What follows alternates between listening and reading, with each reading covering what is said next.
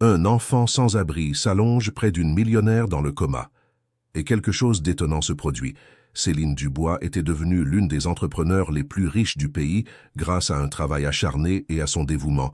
Mais maintenant, elle était complètement immobile dans un lit d'hôpital depuis 6 longs mois. Les meilleurs médecins de France essayaient tout pour la sortir du coma profond qui la maintenait prisonnière depuis le terrible accident. Ce fut alors que le petit Lucas, âgé de seulement 3 ans, réussit à échapper à la surveillance de l'infirmière Sophie et entra silencieusement dans la chambre la plus chère de l'aile privée.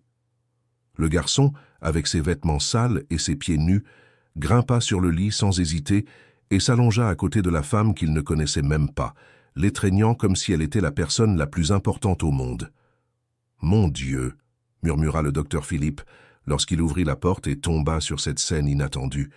Le médecin resta paralysé pendant quelques secondes, essayant de comprendre ce qu'il voyait. Un enfant des rues avait pénétré dans la chambre de sa patiente la plus importante et était là, allongé à côté d'elle, comme s'il était son propre fils. « Comment ce garçon est-il entré ici ?» se demanda-t-il, regardant les couloirs vides. Mais avant qu'il ne puisse réagir et appeler la sécurité, quelque chose de complètement inattendu attira son attention. Les moniteurs cardiaques de Céline commencèrent à émettre des sons différents, montrant des changements dans les battements qui ne s'étaient pas produits depuis des mois. « Ce n'est pas possible », murmura Philippe, s'approchant des appareils avec incrédulité. Lucas commença à murmurer des mots incompréhensibles dans l'oreille de l'entrepreneur, dans un dialecte que le médecin n'avait jamais entendu. À la plus grande surprise de Philippe, des larmes commencèrent à couler sur le visage de Céline, même si elle était complètement inconsciente. « Infirmière !» cria le docteur dans le couloir. « Venez ici vite !» Sophie courut vers la chambre suivie de 2 autres infirmières qui travaillaient à l'étage. Quand elles virent la scène, elles restèrent bouche bée. « Docteur, je vous jure que je ne sais pas comment il est entré, » dit Sophie nerveuse. « Je suis partie seulement 2 minutes pour chercher les médicaments. »« Enlevez immédiatement cet enfant de là, » ordonna la chef infirmière Monique, entrant dans la chambre avec autorité. Mais Philippe leva la main leur demandant d'attendre. « Attendez un moment. Regardez les moniteurs. » Toutes les infirmières dirigèrent leurs regards vers les appareils et furent choquées. Les signes vitaux de Céline montraient une activité cérébrale pour la première fois en 6 mois. « Comment est-ce possible ?» demanda Monique, incrédule. Lucas continuait de fredonner une mélodie étrange qui ressemblait à une ancienne chanson de Côte d'Ivoire. Ses petites mains caressaient doucement le bras de Céline, comme s'il essayait de la réconforter.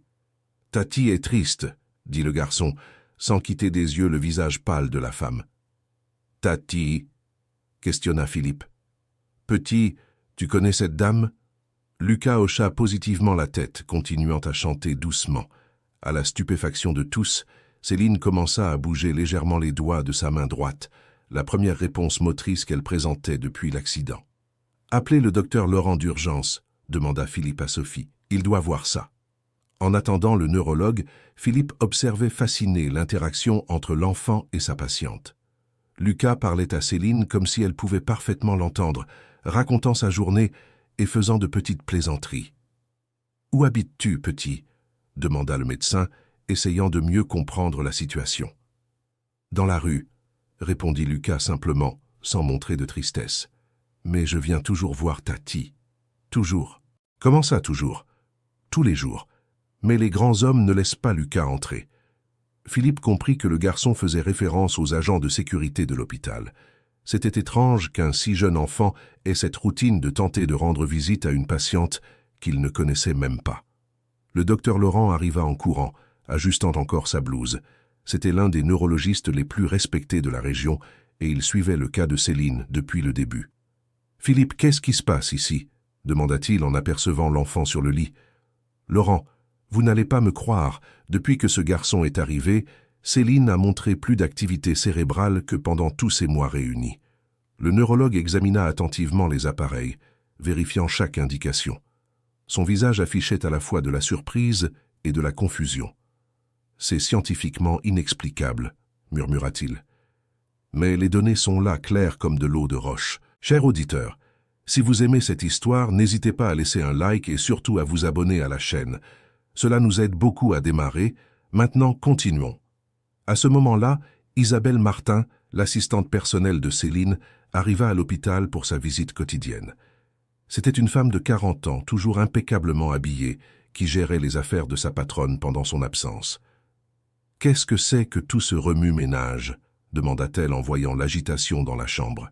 « Madame Isabelle, dit Philippe, nous avons eu une situation inhabituelle ici. » Quand Isabelle vit Lucas allongé près de Céline, sa réaction fut une colère immédiate. « Enlevez cet enfant de là immédiatement. C'est absurde.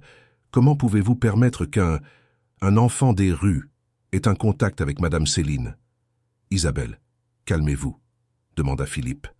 Sa présence provoque des réactions positives chez Céline. « C'est ridicule, » cria l'assistante. « Vous ne réalisez pas que cela pourrait être une arnaque ?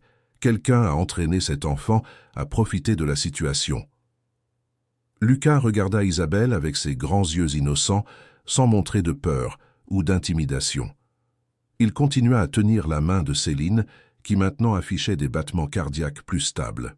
« Docteur, » dit le garçon, en regardant Philippe, « tante Isabelle est fâchée contre Lucas ?» L'assistante fut glacée en entendant son nom. « Comment sait-il mon nom ?» demanda-t-elle, méfiante. « Tante Céline a parlé de tante Isabelle à Lucas, » répondit l'enfant naturellement. « C'est impossible, elle est dans le coma depuis des mois. » Philippe était de plus en plus intrigué par toute cette situation. Il décida de poser quelques questions pour mieux comprendre ce qui se passait. « Lucas, dis-moi quelque chose. Comment as-tu connu Madame Céline ?» Le garçon réfléchit quelques secondes, comme s'il cherchait les mots justes. « Lucas connaît tante depuis longtemps. Elle chantait pour Lucas quand Lucas était petit. »« Où est-ce que cela se passait ?» insista le médecin. « Dans la grande maison avec beaucoup d'enfants. Tante Céline jouait avec Lucas et chantait la jolie chanson. » Isabelle fronça les sourcils, essayant de comprendre ce que le garçon disait. Elle ne se souvenait pas que Céline ait mentionné un enfant en particulier. « Quelle est cette chanson que tu chantes pour elle ?» demanda Philippe. Lucas se mit à fredonner à nouveau la même mélodie africaine. C'était une chanson mélodieuse et triste qui semblait porter beaucoup d'histoire et d'émotion. « Je n'ai jamais entendu cette chanson, » dit Isabelle perplexe. « C'est une musique de la Terre du Soleil, » expliqua Lucas. Tante Céline l'a apprise à Lucas. Le docteur Laurent demanda à faire quelques tests neurologiques de base sur Céline. À sa grande surprise, elle réagit à des stimuli lumineux pour la première fois depuis l'accident. « Philippe, cela dépasse tout cadre médical connu, » commenta-t-il à voix basse. « Nous devons tout documenter. » Pendant que les médecins parlaient, Lucas continuait d'interagir avec Céline comme si elle était réveillée. Il racontait les oiseaux qu'il voyait sur la place, la nourriture que Madame Monique du stand de crêpes lui donnait parfois, les autres garçons qui vivaient dans la rue.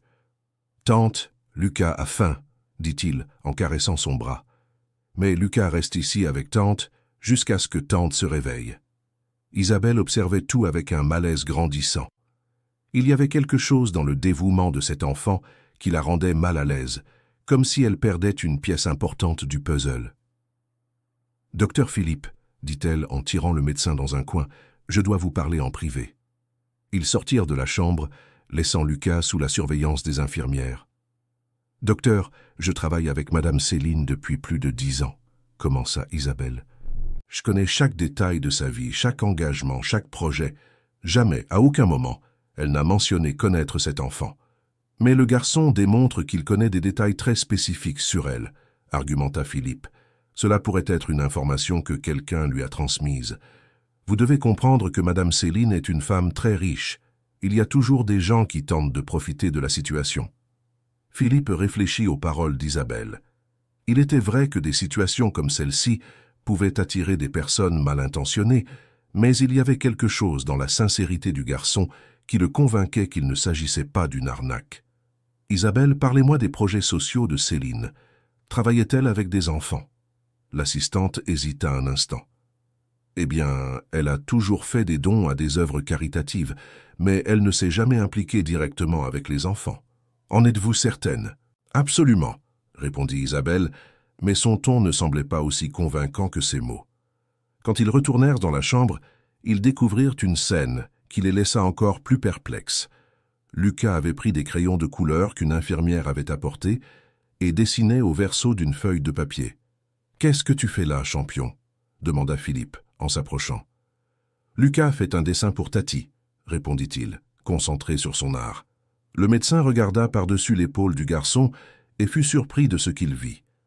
Lucas dessinait des symboles qui semblaient être d'origine africaine, des formes géométriques complexes, entrecoupées de figures, évoquant des animaux et des plantes. « Où as-tu appris à faire ces dessins ?» demanda Philippe. « Tati Céline a appris. C'est l'histoire du peuple de la Terre du Soleil. » Isabelle s'approcha pour voir le dessin et pâlit. Quelque chose dans ces symboles lui semblait familier, mais elle ne parvenait pas à se souvenir d'où. « Je dois passer quelques coups de fil », dit-elle en sortant rapidement de la chambre. Philippe continua d'observer Lucas travailler sur son dessin. L'enfant dessinait avec une précision impressionnante pour son âge, comme si ces symboles étaient aussi naturels pour lui que d'écrire son propre nom. « Lucas, sais-tu écrire ?» demanda le médecin. Lucas ne connaît pas les lettres, mais connaît les dessins importants, répondit-il sans cesser de dessiner. À ce moment, Madame Josette, une des femmes de ménage les plus anciennes de l'hôpital, entra dans la chambre pour faire le nettoyage. C'était une dame de 65 ans, noire, qui travaillait là depuis plus de 20 ans et était appréciée de tous. Quand elle vit les dessins de Lucas, elle s'arrêta net. « Mon garçon, où as-tu appris ces symboles ?» demanda-t-elle avec une expression de surprise sur le visage. « Tati Céline a appris », répondit Lucas en poursuivant son travail. « Ce sont des symboles de la culture Yoruba, » dit Madame Josette à Philippe. « Ma grand-mère était d'origine africaine et m'a enseigné certains de ces dessins quand j'étais enfant. »« Vous reconnaissez ces symboles spécifiques ?» demanda le médecin intéressé. Madame Josette examina le dessin de plus près. « Celui-ci représente la protection, » dit-elle, en pointant un symbole. « Et cet autre parle de famille, d'union. Mais il y en a quelques-uns que je ne reconnais pas. Ils semblent venir d'une région spécifique de la Côte d'Ivoire. » Philippe était de plus en plus intrigué. Comment un enfant de 3 ans, qui vivait dans la rue, pouvait-il connaître des symboles africains complexes? « Madame Josette, sauriez-nous dire de quelle région de la Côte d'Ivoire ces symboles pourraient provenir ?»« Pas avec certitude, docteur, mais j'ai une amie qui travaille à l'université, au département de culture africaine. Je peux lui montrer les dessins, si vous le permettez. Ce serait très utile, » approuva Philippe. Lucas termina son dessin et le posa sur la table de chevet, à côté du lit de Céline. « Voilà, » dit-il, satisfait. « Maintenant, Tata va se souvenir de la grande maison. »« Quelle grande maison, Lucas ?» demanda Philippe. « La maison où Tata Céline jouait avec Lucas et d'autres enfants. Une maison avec beaucoup de couleurs et de jolie musique. » Madame Josette observait l'enfant d'un regard différent, comme si elle voyait quelque chose que les autres ne parvenaient pas à percevoir. « Docteur, » dit-elle à voix basse, « puis-je vous parler dehors ?» Ils quittèrent la chambre, laissant Lucas fredonner pour Céline. « Docteur Philippe, je travaille dans cet hôpital depuis très longtemps, » commença Madame Josette. « J'ai vu beaucoup de choses étranges, mais cet enfant, il y a quelque chose de spécial en lui. Que voulez-vous dire? La façon dont il se connecte avec la patiente, les symboles qu'il dessine, la musique qu'il chante, tout cela semble avoir un but plus grand. » Philippe approuva, partageant la même sensation. « Pensez-vous que nous devrions garder le garçon près d'ici? Docteur, je ne suis pas médecin, mais je vois que sa présence fait du bien à Madame Céline. Et en regardant cet enfant, je peux dire qu'il n'a nulle part où aller. » « Comment cela? Je connais les enfants des rues de la région. Celui-ci n'est avec aucun groupe. Il n'a pas de famille à proximité. Il est seul au monde. » L'information rendit Philippe encore plus ému par la situation. Un enfant si petit, vivant seul dans les rues et pourtant faisant preuve de tant d'affection et de dévouement pour une inconnue. Quand ils retournèrent dans la chambre, ils trouvèrent Isabelle au téléphone dans le couloir, avec une expression inquiète sur le visage. « Oui, je sais que c'est étrange, » disait-elle. « Mais j'ai besoin que vous vérifiez tous les dossiers. Non, pas seulement les récents. Cherchez aussi dans les anciens projets, surtout ceux liés à la Côte d'Ivoire. » Philippe s'approcha lorsqu'elle raccrocha. « Vous avez découvert quelque chose? »« Peut-être, » répondit Isabelle, hésitante. « J'ai appelé le bureau et demandé de vérifier les dossiers des anciens projets de Madame Céline. Il se pourrait qu'il y ait quelque chose que j'ignore. »« Quel genre de chose? » ?»« Eh bien, Madame Céline a toujours été très discrète sur certains aspects de sa vie personnelle. Il est possible qu'elle se soit impliquée dans des projets qui ne sont pas passés par le secrétariat. À ce moment, Lucas sortit de la chambre en courant vers Philippe. « Docteur, Tata a bougé la main !» cria-t-il, excité. Tous coururent dans la chambre et virent que Céline bougeait lentement les doigts des deux mains. Le docteur Laurent, qui était revenu, commença immédiatement à faire des tests de réflexe. « Céline, si vous pouvez m'entendre, serrez ma main, » dit-il.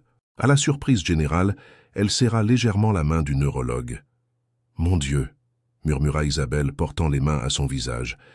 Elle réagit vraiment. Lucas remonta sur le lit et s'installa à côté de Céline. « Tata revient, » dit-il en souriant. Lucas a dit qu'il allait attendre. « Lucas, » dit Philippe en s'approchant, « peux-tu me dire plus sur cette grande maison dont tu as parlé? » C'était une maison avec beaucoup d'enfants heureux. Tata Céline apportait des jouets et de la bonne nourriture. Elle enseignait des chansons et des dessins à tous les enfants. « Et où se trouvait cette maison ?» Lucas réfléchit quelques secondes. « Loin d'ici, là où le soleil se lève en premier. » Isabelle et Philippe échangèrent un regard.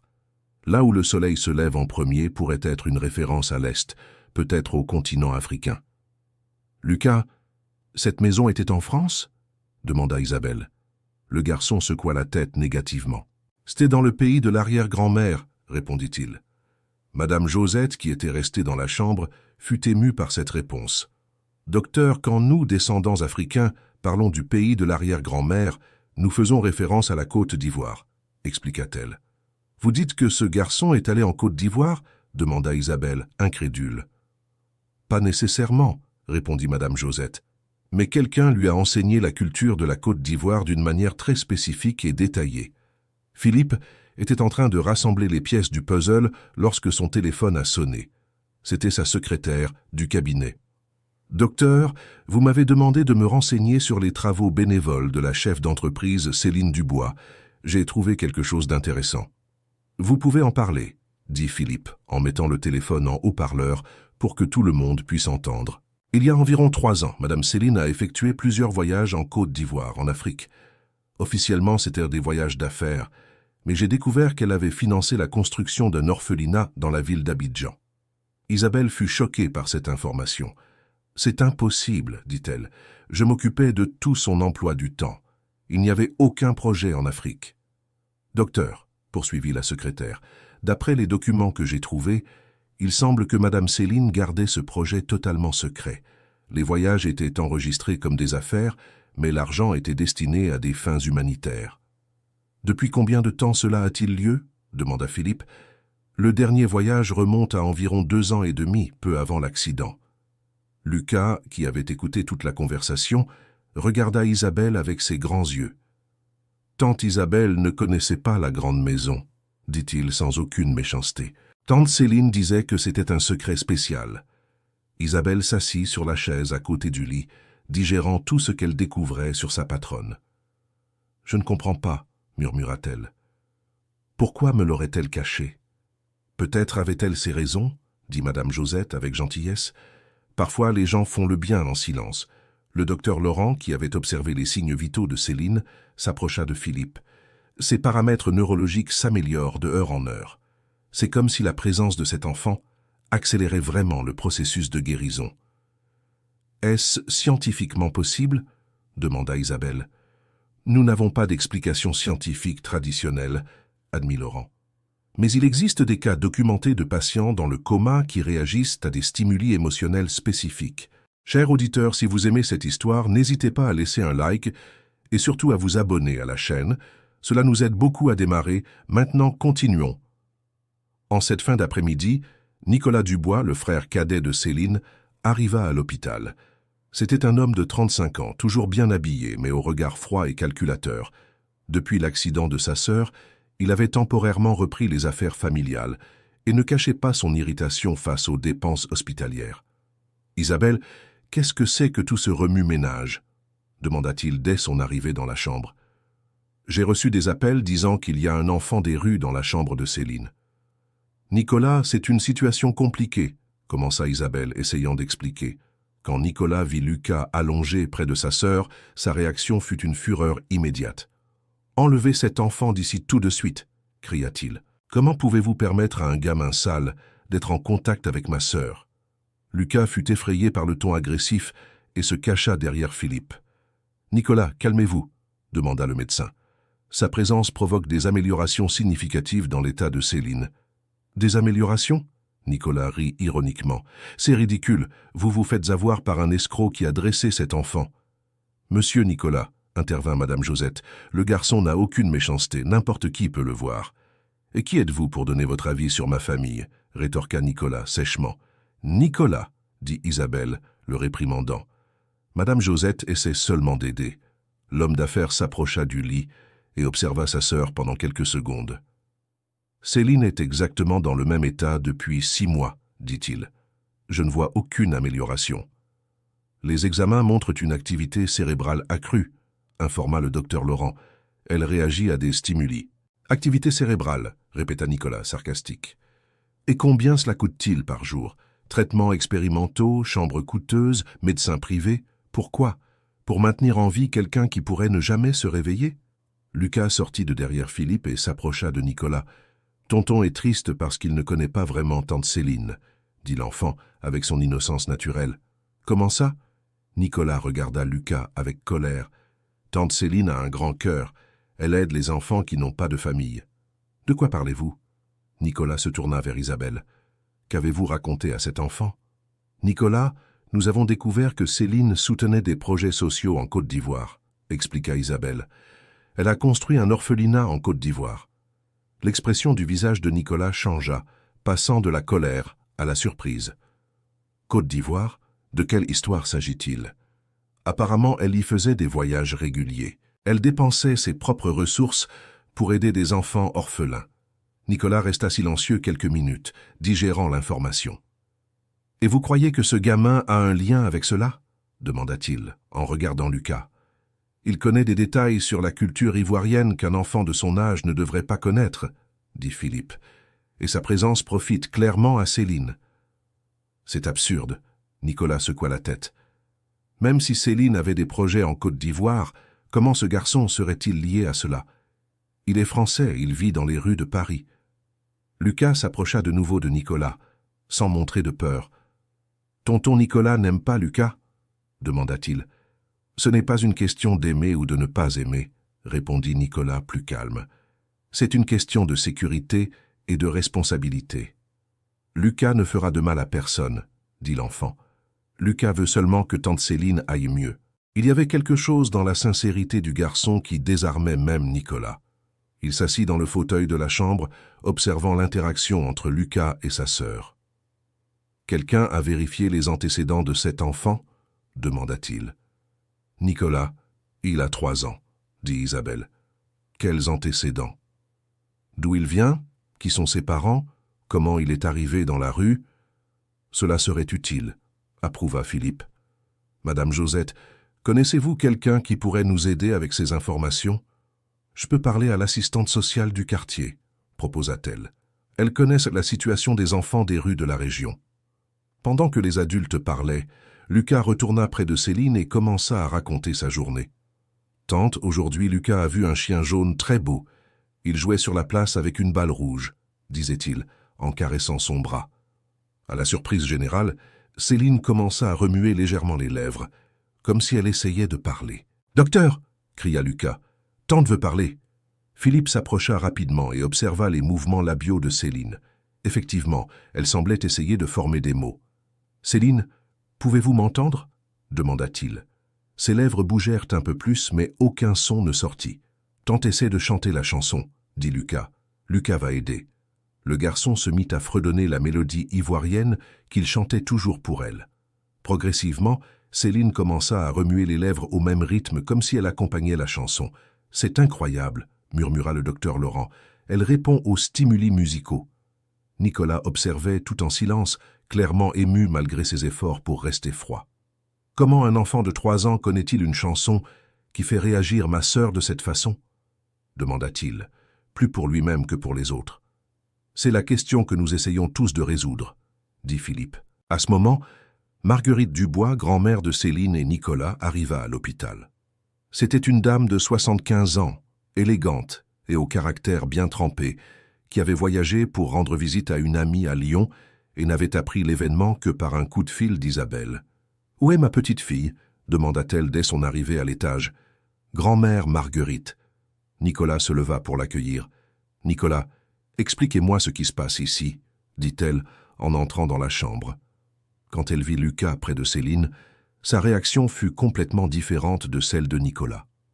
Son visage s'illumina d'un sourire affectueux. « Et qui est ce petit ange ?» demanda-t-elle en s'approchant du lit. « Grand-mère, c'est une situation compliquée, » commença Nicolas. « Ce garçon fait réagir ma petite fille, » l'interrompit Marguerite en observant les moniteurs. « Je vois aux appareils qu'elle va mieux. » Lucas regarda Marguerite avec curiosité. « Madame, vous êtes la grand-mère de tante Céline ?» demanda-t-il. « Oui, mon cher, et toi, qui es-tu ?»« Lucas. Lucas s'occupe de tante Céline quand elle dort. » Marguerite fut émue par la réponse de l'enfant. « C'est magnifique, Lucas.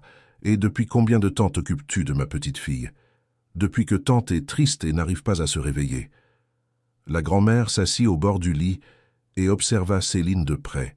Elle remarqua immédiatement les petites réactions qu'elle manifestait. « Philippe, » dit-elle en s'adressant au médecin, « pendant tous ces mois, elle n'a jamais réagi de cette façon. »« C'est vrai, Madame Marguerite. La présence de Lucas provoque des améliorations que nous n'avons pu obtenir avec aucun traitement. Alors pourquoi remettons sa présence en question ici ?» demanda-t-elle en regardant directement Nicolas. « Grand-mère, nous ne savons rien de ce garçon, » argumenta Nicolas. « Cela pourrait être dangereux. »« Dangereux ?» Marguerite regarda Lucas, qui jouait innocent avec les doigts de Céline. « Ce garçon est une bénédiction, pas un danger. »« Madame Marguerite, » dit Isabelle, « nous avons découvert que Céline menait des projets sociaux en Côte d'Ivoire. Il est possible qu'il y ait un lien. »« Côte d'Ivoire ?» Les yeux de Marguerite brillèrent d'intérêt. « Racontez-moi en plus à ce sujet. » Philippe expliqua tout ce qu'ils avaient découvert sur les voyages de Céline en Côte d'Ivoire et l'orphelinat qu'elle avait financé. « Cela fait tout sens, » dit Marguerite en hochant la tête. « Céline a toujours eu un grand cœur pour les enfants dans le besoin. »« Vous étiez au courant de ces projets ?» demanda Isabelle. « Je savais qu'elle était impliquée dans des actions humanitaires, mais elle a toujours été discrète sur les détails, » répondit Marguerite. Elle disait que certaines bonnes actions devaient rester silencieuses. Lucas s'approcha de Marguerite et tira sur sa manche. « Grand-mère Marguerite, Lucas peut vous montrer le dessin ?»« Bien sûr, mon cher. » Lucas prit le papier où il avait dessiné les symboles africains et le montra à Marguerite. « Mon Dieu !» murmura-t-elle en observant les dessins. « Où as-tu appris cela, Lucas ?»« Tante Céline a appris à la grande maison. » Marguerite examina les symboles plus en détail et son visage montra une reconnaissance.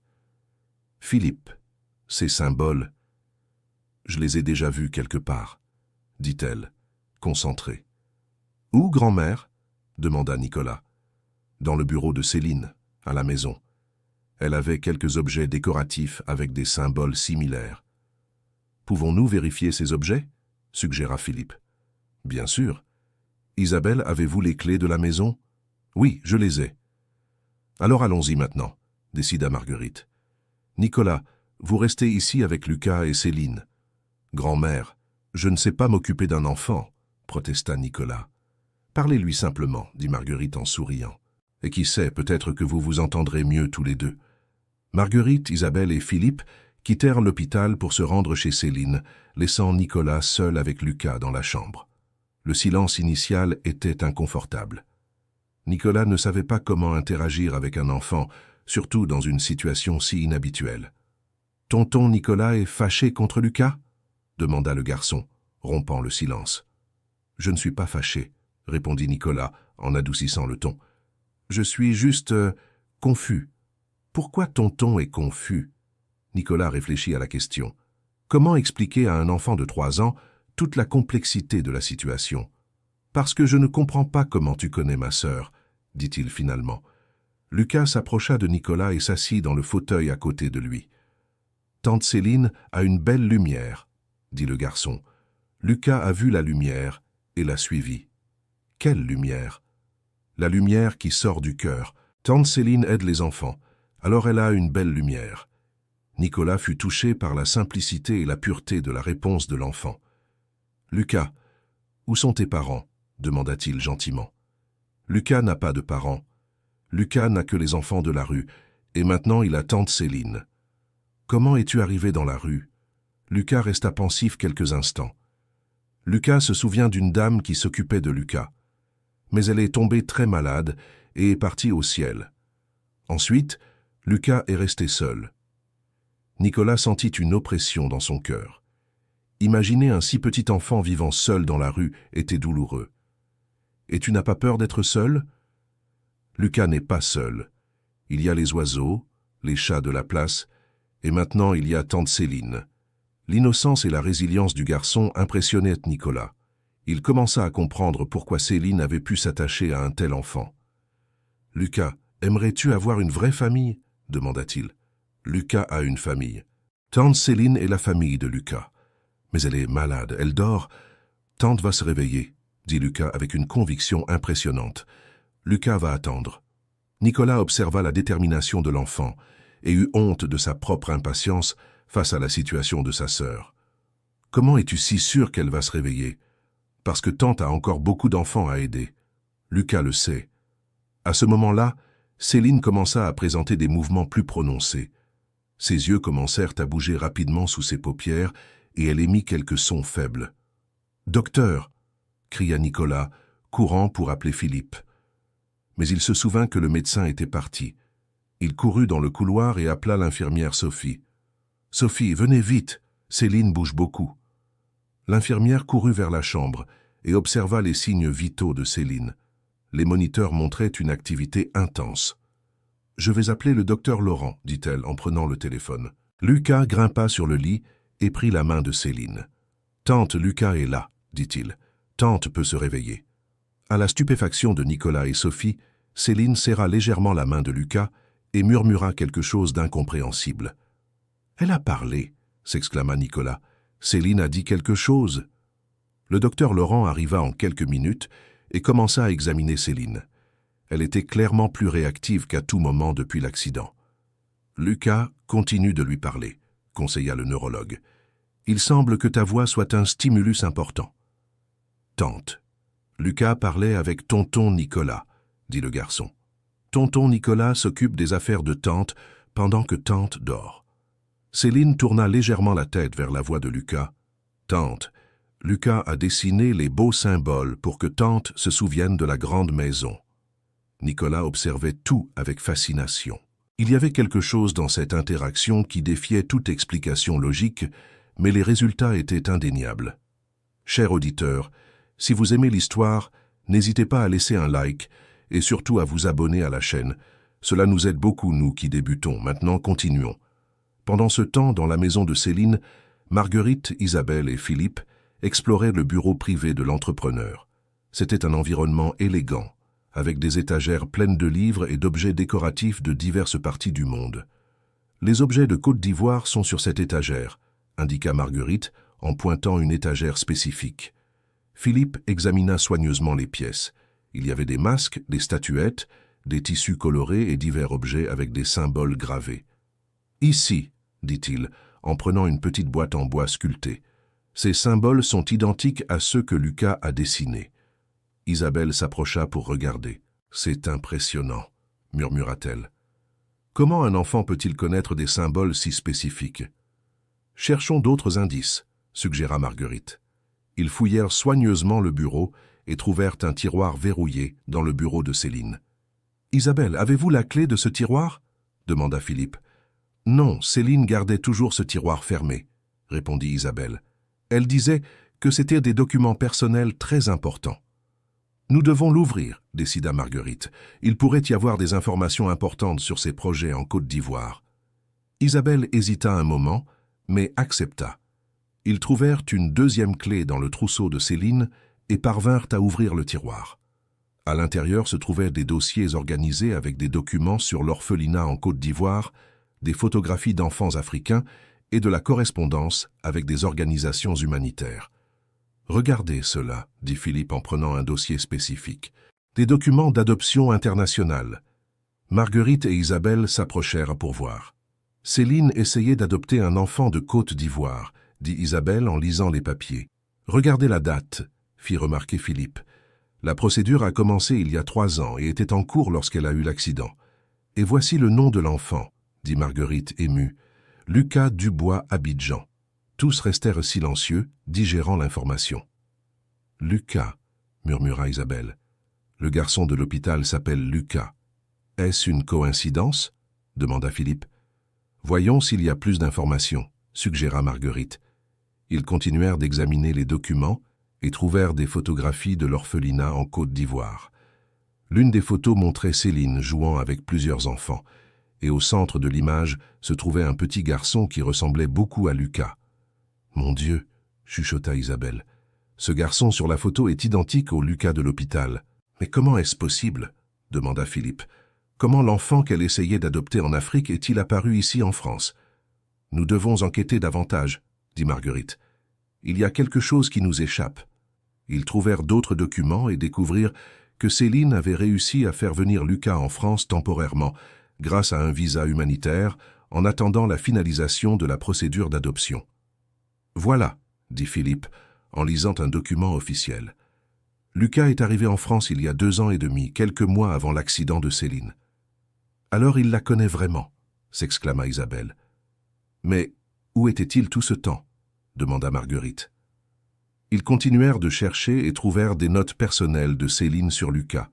Elle écrivait sur l'adaptation de l'enfant à la France, sur les soins médicaux dont il avait besoin et sur les projets pour officialiser l'adoption. « Regardez cette note, » dit Isabelle en lisant. « Lucas fait des cauchemars sur la perte de sa gardienne originale en Côte d'Ivoire. J'ai décidé de chercher une famille temporaire spécialisée dans les traumatismes infantiles pour l'aider pendant que nous finalisons les papiers. »« Famille temporaire », répéta Philippe. « Cela explique où il était. »« Mais pourquoi était-il dans la rue quand il est apparu à l'hôpital » demanda Marguerite. Ils trouvèrent d'autres notes, cette fois plus récentes, datant de quelques jours avant l'accident de Céline. « Ici, » dit Philippe. « Je suis inquiète pour Lucas. La famille temporaire a signalé qu'il essaie constamment de s'enfuir. Il semble très attaché à moi et ne s'adapte pas bien à la séparation.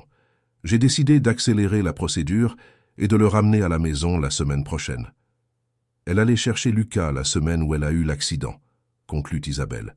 « Cela signifie que Lucas n'a eu personne pour aller le chercher, » dit Marguerite émue. La famille temporaire ne savait probablement pas pour l'accident. « Et il a dû s'enfuir à la recherche de Céline, » ajouta Philippe.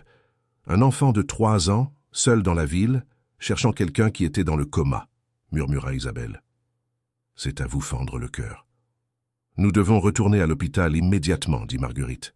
« Lucas n'est pas un inconnu. C'est le fils qu'Adriana essayait d'adopter. » Sur le chemin de retour à l'hôpital, Philippe appela Nicolas pour lui faire part de la découverte. « Nicolas, nous avons fait une découverte incroyable, » dit-il au téléphone.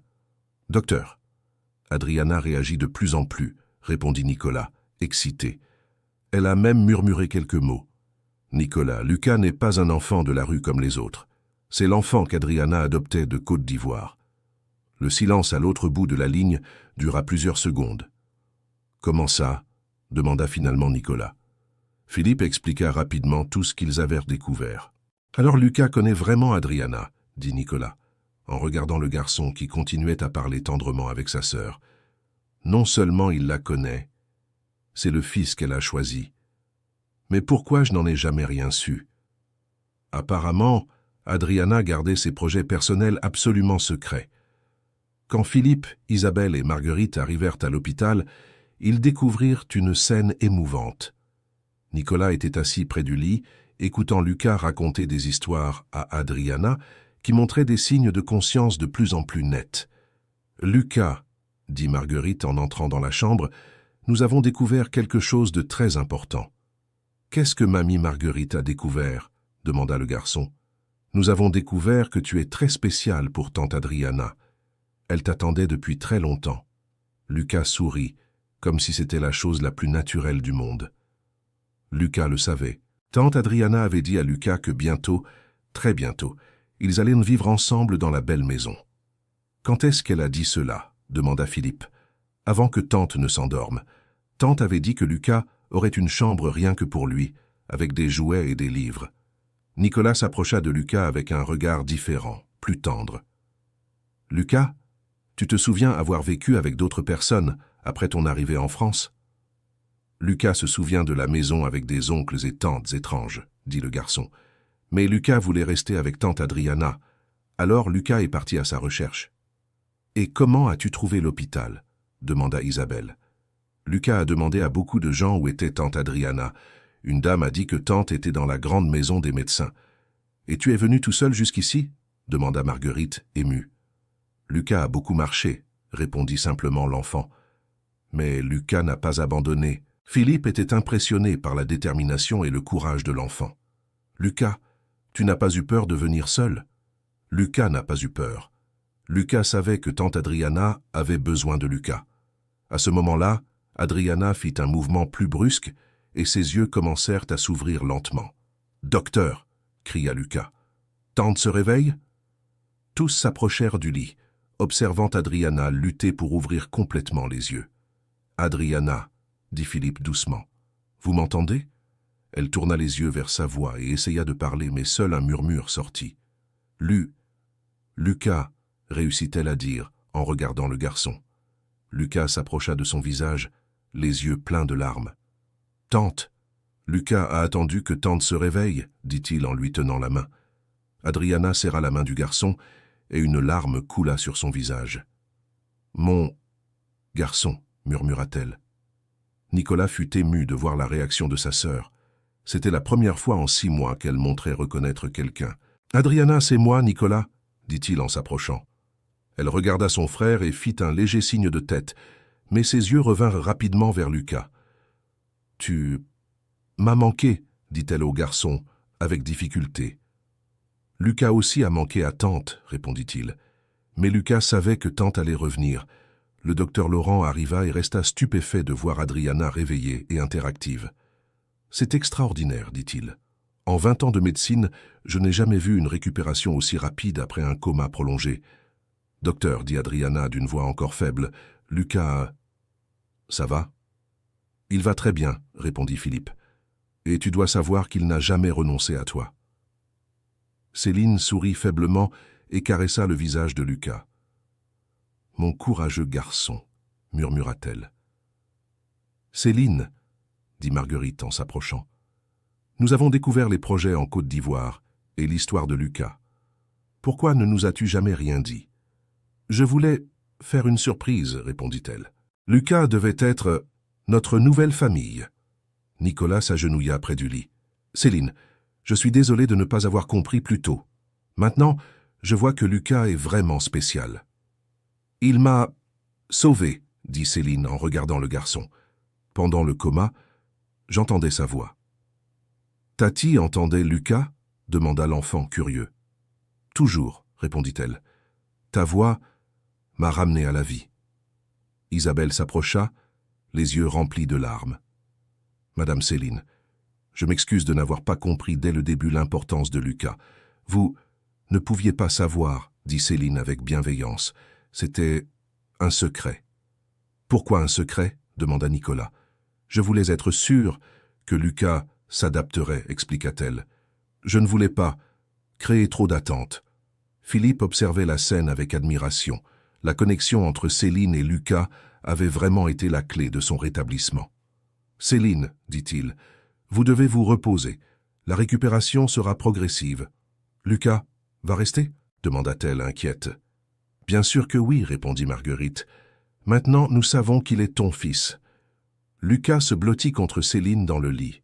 « Tati, Lucas ne partira plus jamais, » promit-il. « Plus jamais, » répéta-t-elle en fermant les yeux avec un sourire. Dans les semaines qui suivirent, le rétablissement de Céline fut considéré comme un miracle médical. Avec Lucas constamment à ses côtés, elle retrouva rapidement ses fonctions motrices et cognitives. La procédure d'adoption interrompue par l'accident fut reprise en urgence. Nicolas, initialement sceptique, devint l'un des plus grands défenseurs de Lucas. « Docteur Philippe, » dit-il lors d'une visite, « j'avais tort sur ce garçon. Il a vraiment ramené ma sœur à nous. » « Parfois, les explications scientifiques ne suffisent pas pour comprendre l'amour, » répondit Philippe. Isabelle changea aussi complètement son opinion sur Lucas. Elle aida Céline dans toutes les démarches pour officialiser l'adoption. « Madame Céline, dit-elle un jour, je comprends maintenant pourquoi vous gardiez ce projet secret. Vous vouliez que cela fonctionne avant de nous en parler. Isabelle. Vous avez toujours été mon bras droit, répondit Céline. Maintenant, j'ai besoin que vous m'aidiez à être une bonne mère pour Lucas. Ce sera un plaisir, dit Isabelle en souriant. Madame Josette venait souvent dans la chambre pour parler avec Lucas. Elle s'était attachée à l'enfant et proposa de lui apprendre le français. « Lucas, veux-tu apprendre à écrire ton nom ?» demanda-t-elle lors d'une visite. « Lucas veut, » répondit-il avec enthousiasme, « pour écrire des lettres aux enfants de la grande maison en Côte d'Ivoire. »« Quelle belle idée, dit Josette. Nous allons t'apprendre à écrire, et ensuite tu pourras leur raconter comme tu es heureux ici. » Marguerite développa aussi une affection particulière pour Lucas. Les après-midi où elle rendait visite à Céline, elle apportait toujours des livres d'enfants pour lui faire la lecture. « Lucas, dit-elle à cette occasion, aimerais-tu que je sois ton arrière-grand-mère ?»« Mamie Marguerite est déjà l'arrière-grand-mère de Lucas, » répondit-il, comme si cela allait de soi. « Lucas aime Mamie Marguerite. » La réponse émut Marguerite, qui serra tendrement le garçon dans ses bras. « Moi aussi je t'aime, mon petit-fils, » dit-elle. 2 mois après le réveil de Céline, elle fut autorisée à quitter l'hôpital.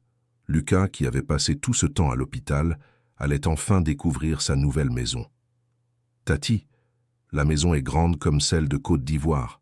demanda-t-il en chemin. « C'est différent, répondit Céline, mais il y a une chambre spéciale que j'ai préparée pour toi. » Lorsqu'ils arrivèrent à la maison, Lucas fut émerveillé par tout ce qu'il voyait. Céline avait vraiment préparé une chambre d'enfant complète, avec des jouets, des livres, et même quelques objets ivoiriens pour qu'il se sente connecté à ses origines. « Tati, Lucas peut vraiment vivre ici ?» demanda-t-il, encore incrédule. « Pour toujours ?» répondit Céline en l'étreignant. « Maintenant nous sommes une vraie famille. »« Et Lucas peut aider d'autres enfants comme Tati le faisait en Côte d'Ivoire ?»« Bien sûr que oui. En fait, j'ai une idée spéciale pour ça. » Céline avait décidé de transformer une partie de sa fortune pour créer un centre d'accueil pour enfants en situation de vulnérabilité à Paris. Ce serait une façon de poursuivre le travail qu'elle faisait en Afrique, mais maintenant avec Lucas à ses côtés. « Le centre s'appellera Maison Lucas, » dit-elle, en hommage au garçon qui m'a ramené à la vie. Lucas fut ému par cet hommage. « Tati, Lucas peut aider à s'occuper des autres enfants ? Tu seras mon assistant spécial, promit Céline. L'inauguration du centre eut lieu 6 mois plus tard. Ce fut un événement émouvant, avec la présence de toute la famille, de l'équipe médicale qui avait suivi la récupération de Céline et de nombreux enfants qui bénéficieraient du projet. Philippe, qui était devenu ami avec la famille, fit un discours lors de l'inauguration. « Cette maison représente le pouvoir transformateur de l'amour, » dit-il. « Lucas nous a appris que parfois les plus grandes guérisons viennent des cœurs les plus purs. » Nicolas, qui avait complètement changé sa perspective sur la vie, prit également la parole. « Ma sœur a toujours su que la famille ne se résume pas au sang, » dit-il. « C'est une question d'amour, de dévouement et de soins mutuels. » Lucas nous l'a appris. Isabelle, désormais impliquée dans le projet social, organisa toute la partie administrative du centre. « Madame Céline, voir comment Lucas a transformé non seulement votre vie, mais la vie de nous tous m'a fait comprendre que parfois, les miracles surviennent sous des formes que nous n'attendons pas. Madame Josette fut embauchée pour travailler au centre, en aidant à prendre soin des enfants. « Lucas, dit-elle le jour de l'inauguration, tu es la preuve que l'amour n'a pas de frontières. » Marguerite, maintenant âgée de 76 ans, décida de passer plus de temps impliquée dans le projet. « Ce centre sera aussi mon héritage, dit-elle. Voir le bonheur de Lucas me fait croire que je peux encore faire une différence dans la vie d'autres enfants. » Lors du premier anniversaire de l'inauguration du centre, Lucas, maintenant âgé de 4 ans, était complètement adapté à sa nouvelle vie. Il parlait couramment le français, mais gardait vivante sa culture ivoirienne à travers les chansons et les symboles qu'il partageait avec les autres enfants. « Tati, Céline, » dit-il un soir avant de s'endormir, « Lucas est heureux ici. »« Moi aussi je suis heureuse, mon fils, » répondit-elle, utilisant pour la première fois le mot « fils » pour se référer à lui. « Lucas peut t'appeler Tati maman ?» demanda-t-il timidement. Céline fut profondément émue par cette demande. « Bien sûr que oui, mon amour. Ce sera le plus grand honneur de ma vie. »« Alors bonne nuit, maman, » dit Lucas en l'embrassant. « Bonne nuit, mon fils, » répondit Céline avec des larmes de bonheur dans les yeux. Cette nuit-là, Céline réfléchit à tout le chemin parcouru. L'accident qui avait failli lui coûter la vie avait, paradoxalement, renforcé sa connexion avec Lucas et transformé la vie de tous deux. Elle se souvint des mots que le garçon avait dit à l'hôpital. « Tati Céline a une belle lumière dans le cœur. » Maintenant, elle comprenait que cette lumière avait guidé Lucas vers elle, même dans les moments les plus sombres. Le centre Maison Lucas continua de grandir et d'aider des centaines d'enfants au fil des années. Lucas grandit en devenant un jeune engagé dans des causes sociales, rappelant toujours aux autres enfants que l'amour peut surmonter n'importe quel obstacle. Quand il eut 18 ans, Lucas fit un discours émouvant lors d'une des cérémonies annuelles du centre. « J'étais un enfant qui avait tout perdu, dit-il. Mais j'ai trouvé une mère qui m'a appris que la famille se construit avec l'amour, pas seulement par le sang. Cette maison représente l'espoir que chaque enfant peut trouver sa place dans le monde. » Céline, maintenant aux cheveux grisonnants, mais aux yeux toujours brillants, regardait avec fierté le discours de son fils. « Lucas, dit-elle après la cérémonie, tu es devenu tout ce que j'ai toujours rêvé que tu sois. Maman, tout ce que je suis aujourd'hui a été bâti sur l'amour que vous m'avez donné, répondit-il en l'étreignant. Nicolas, qui s'était marié et avait eu ses propres enfants, disait toujours que Lucas avait enseigné à sa famille la véritable signification de l'amour inconditionnel. Isabelle, qui était restée travailler avec Céline, racontait souvent aux nouvelles employées l'histoire de comment un petit garçon de 3 ans avait transformé la vie d'une femme d'affaires grâce à l'amour pur. Madame Josette, même à la retraite, continuait à visiter le centre régulièrement, rappelant toujours à tous le jour où elle avait vu Lucas dessiner les symboles africains pour la première fois. Marguerite, qui vécut jusqu'à 85 ans, disait toujours que rencontrer Lucas avait été l'une des plus grandes joies de sa vie. Le docteur Philippe continua à suivre la famille et utilisait toujours le cas de Céline et Lucas comme exemple de comment les facteurs émotionnels peuvent influencer considérablement la récupération médicale. L'histoire de Lucas et Céline devint connue dans la communauté médicale et inspira d'autres professionnels à considérer des approches plus humanisées dans le traitement des patients dans le coma. Le centre Maison Lucas étendit ses activités et établit des partenariats avec des orphelinats en Côte d'Ivoire, créant un cercle d'amour qui connectait des enfants de 2 continents. Lucas n'oublia jamais ses origines africaines et, lorsqu'il eut 21 ans, fit son premier voyage de retour en Côte d'Ivoire pour visiter l'orphelinat où il était né. « Maman, dit-il avant de voyager, je veux apporter aux enfants de là-bas le même espoir que vous m'avez donné. »« Va, mon fils, dit Céline, et souviens-toi que tu auras toujours une maison où revenir. » Pendant son voyage en Côte d'Ivoire, Lucas retrouva certains des enfants qu'il avait connus à l'orphelinat et établit un programme d'échange culturel entre le centre à Paris et les institutions africaines. Quand il retourna en France, il rapporta avec lui des histoires inspirantes et de nouveaux projets pour étendre le travail humanitaire de la famille. « Maman, dit-il, maintenant je comprends complètement pourquoi vous êtes tombée amoureuse du travail en Côte d'Ivoire. Il y a tellement d'amour et tellement de besoins en même temps. Et maintenant tu peux être le pont entre ces 2 mondes, répondit Céline, fière. À 25 ans, Lucas obtint son diplôme en psychologie, se spécialisant dans le traumatisme infantile. Son expérience personnelle fit de lui un professionnel exceptionnel dans la prise en charge des enfants en situation de vulnérabilité. « Maman, dit-il le jour de sa remise de diplôme, je veux consacrer ma vie à aider les enfants comme je l'étais autrefois. Tu le fais déjà tous les jours, répondit Céline, mais maintenant tu auras les outils académiques pour faire encore plus. » Le Centre Maison Lucas devint une référence nationale dans la prise en charge des enfants en situation de risque, gardant toujours comme principe fondamental que l'amour est la base de toute transformation véritable. L'histoire de comment un petit garçon de 3 ans sauva une femme d'affaires dans le coma, grâce à l'amour inconditionnel, devint un exemple de comment les liens humains peuvent transcender toute barrière. Lucas et Céline vécurent ensemble jusqu'à ce qu'elle décède paisiblement à 80 ans, toujours entourés de l'amour de la famille qu'ils avaient construite ensemble. Dans ces derniers instants, elle serra la main de Lucas et murmura « Merci de m'avoir ramené, mon fils. »« Merci de m'avoir choisi, maman, » répondit-il. Après le départ de Céline, Lucas prit entièrement la direction du centre Maison Lucas, maintenant vivante la philosophie d'amour et d'accueil que sa mère adoptive avait mise en place. Aujourd'hui, des décennies après ce jour où un garçon aux pieds nus est entré dans une chambre d'hôpital, le centre Maison Lucas a déjà aidé des milliers d'enfants à trouver leur chemin dans la vie. Lucas, désormais un homme mûr, marié et père de 2 enfants, leur raconte toujours l'histoire de comment une femme d'affaires dans le coma et un garçon orphelin se sont sauvés mutuellement grâce à l'amour.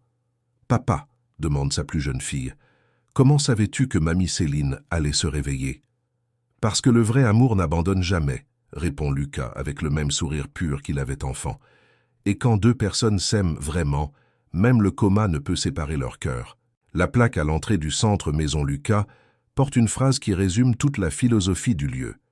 Ici, nous prouvons que l'amour construit des ponts là où la logique ne voit que des abîmes. Et ainsi, l'histoire de Lucas et Céline continue d'inspirer de nouvelles générations, rappelant à tous que parfois les plus grands miracles viennent des connexions les plus improbables et que l'amour pur d'un enfant peut vraiment réveiller des cœurs qui semblaient perdus à jamais. Fin de l'histoire. Maintenant, dites-nous ce que vous avez pensé de cette histoire émouvante de dépassement et d'amour. De quel endroit nous regardez-vous? Croyez-vous que le vrai amour peut vraiment transformer des vies comme c'est arrivé à Lucas et Céline? Partagez votre avis dans les commentaires. Si cette histoire a touché votre cœur, n'oubliez pas de laisser votre like et de vous abonner à la chaîne pour ne pas manquer d'autres histoires inspirantes comme celle-ci.